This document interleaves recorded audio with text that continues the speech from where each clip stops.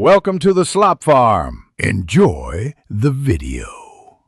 In this video, I will explain how to play Heart of Gold on the harmonica.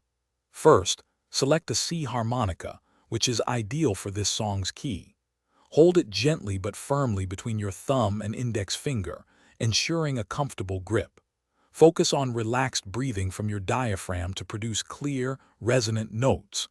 This foundational setup is crucial for mastering the melody and achieving that authentic sound. Next, let's focus on the essential notes. You'll primarily use draw notes on holes 2, 3, and 4. A key element of the song's feel is bending. Practice bending the 2 draw and 3 draw notes by changing your mouth shape and air pressure. Aim for a smooth, controlled bend rather than an abrupt one. Mastering these bends will give your playing that soulful, expressive quality. Now let's tackle the main melody. Begin with the iconic opening phrase, which starts on hole 2 draw.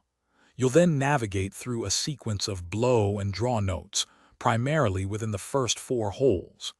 Pay close attention to the rhythm and timing, aiming to match the original recording's feel. Consistent practice of these phrases will help you build muscle memory and play smoothly.